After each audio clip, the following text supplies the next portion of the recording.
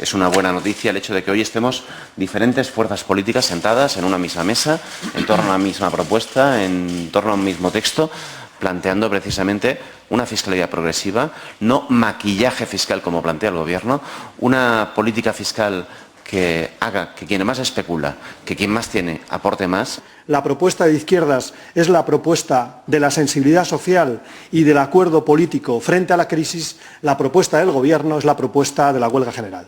¿Coincide usted con esta opinión de Cándido Méndez de que una reforma laboral no va a ayudar a que se cree empleo, sino que será la actividad económica por sí sola la que genere puestos de trabajo? Parece evidente, ¿no? Parece evidente que es la actividad económica la que luego genera empleo y evita la destrucción de empleo como se ha producido hasta ahora, ¿no? La demostración de estos datos es que son datos todavía temporales, porque precisamente primero en la recuperación va la economía, va el crecimiento económico, y cuando tengamos un crecimiento económico de más de un 1%, entonces empezaremos a crear empleo. Mientras tanto será algo de carácter estacional. Es positivo, pero no es, en mi opinión, un brote verde todavía. Luego le preguntaré a propósito de esa reforma laboral que no acaba de llegar, aunque ya el presidente del Gobierno ha puesto fecha, 16 de junio. Hablaremos de eso un poquito más adelante. Antes quería preguntarle por las medidas de ajuste económico que se aprobaron la semana pasada en el Congreso de los Diputados, con el voto en contra de usted mismo, también de Iniciativa por Cataluña, de otros partidos de izquierda, también del Partido Popular. ¿Usted cree que no hay que recortar en nada el déficit que tenemos en este momento, que hay que recortarlo solamente en parte, en algunas partidas, que hay que mantenerlo como está? No tenemos un déficit excesivo, ni tampoco tenemos una deuda pública importante, comparativamente con otros países europeos. Nuestro problema fundamental es el desempleo, y por tanto la prioridad es la recuperación de la actividad. Claro, cuando tomas medidas de recorte de inversión pública, de recorte también de los salarios de los funcionarios o de las pensiones, lo que haces es deprimir la demanda interna. ¿Con qué expectativa? ¿Con la expectativa de que te ayude únicamente el mercado exterior? Yo creo que es una expectativa muy limitada. Por lo tanto, las medidas, por una parte, son injustas porque afectan de manera predominante a los sectores que no han provocado la crisis y que son más débiles, pero por otra parte son contraproducentes porque lo que hacen es ralentizar el crecimiento económico, aplazar todavía más la crisis. Le hemos escuchado en las últimas horas decir que usted es más partidario del modelo Almodóvar que del modelo Tarantino. ¿A qué se refería?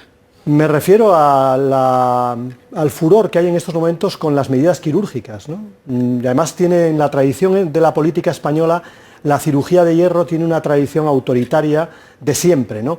Y además tiene unos resultados muy negativos. Yo creo que frente a medidas quirúrgicas en el empleo, en las cajas de ahorros o también en el gasto público, me parece que es mucho más útil una medida de medicina social, que podemos decir, ¿no? Una medida que mejore, ¿no?, nuestro tejido económico, que cambie nuestro modelo y que reactive la economía. Por lo tanto, no creo en los ajustes, creo por el contrario en la iniciativa pública para recuperar la actividad. Claro, pero esa iniciativa pública durante estos 2 años de crisis se ha producido, se ha puesto mucho dinero público para relanzar la economía y estamos en un punto en el que, salvo en los meses de abril y mayo, en los más recientes, se ha seguido destruyendo empleo, hemos pasado de largo de los 4 millones de parados. La actividad económica no parece que acabe de empezar a funcionar. ¿Por qué? Si con dinero público eso debería funcionar según su punto de vista. No, según todos los puntos de vista, en estos momentos solo la iniciativa pública ha sabido sacar a los países de la crisis en que estaban, ¿no? Nos hubiéramos derrumbado como países si no hubiera sido gracias a la iniciativa pública.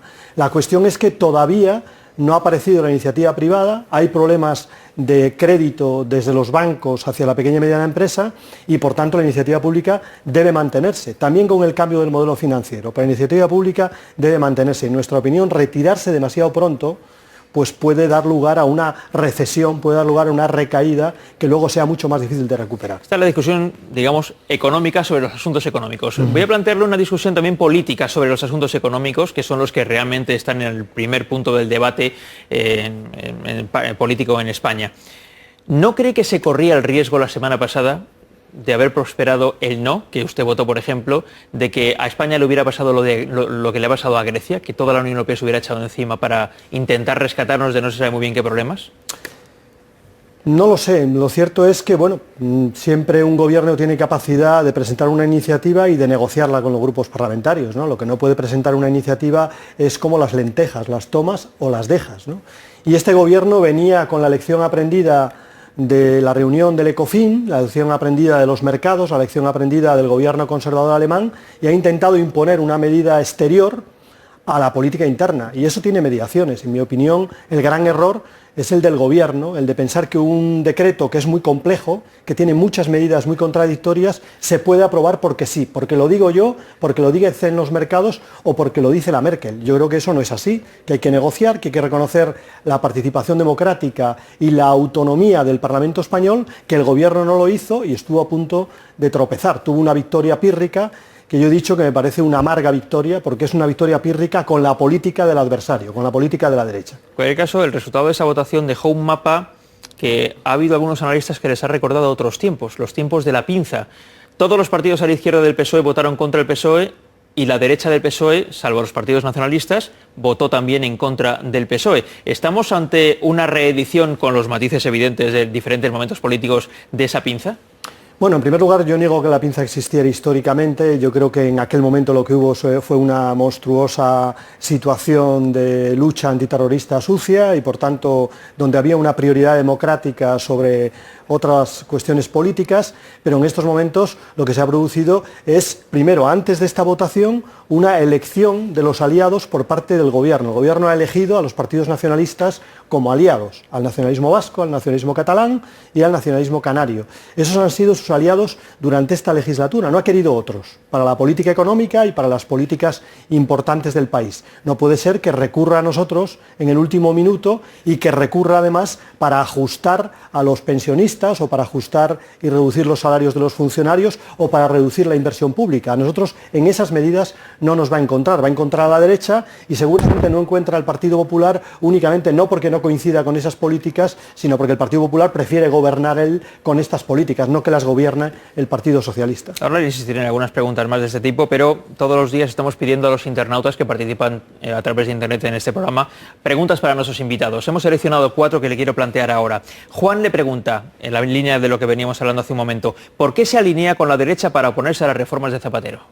Pero es que no nos alineamos con la derecha. La cuestión es por qué la derecha, digamos, se alinea con posiciones de izquierdas, ¿no? La derecha está intentando desgastar al gobierno y le vale cualquier cosa. Porque estas medidas vienen de los mercados, es decir, de la derecha económica y de la derecha política, del gobierno Merkel, ¿no? Por tanto, la derecha debía coincidir y no coincide la derecha con estas medidas únicamente por una razón que es la de que prefiere el desgaste del gobierno y prefiere ser ella la que desarrolle estas medidas. Pero nosotros lo que hacemos es defender políticas de izquierda. Si el gobierno presentara, como en la primera legislatura, medidas sociales, si presentara medidas de reforma fiscal, si presentara medidas de creación de empleo, tendría a la izquierda a su lado. Para recortar el empleo, no. Seguimos con las preguntas de los internautas. Danae pregunta, ¿cuáles hubieran sido las medidas de ajuste que habría hecho Izquierda Unida si estuviera en el gobierno?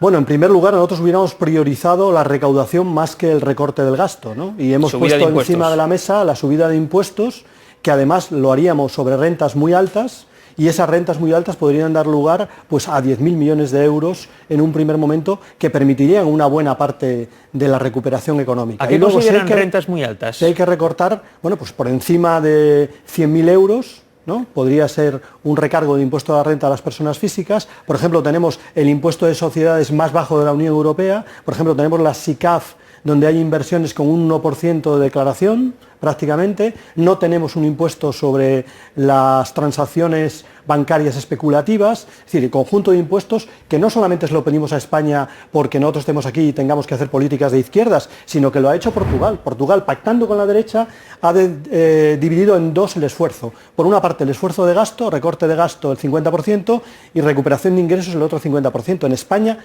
todo es recorte de gasto y recorte de gasto de los más débiles, ¿no? Y por otra parte, si hubiera que hacer recorte de gasto, pues nosotros lo que haríamos es recortar la subcontratación que tiene la función pública de cosas que puede hacer la propia función pública.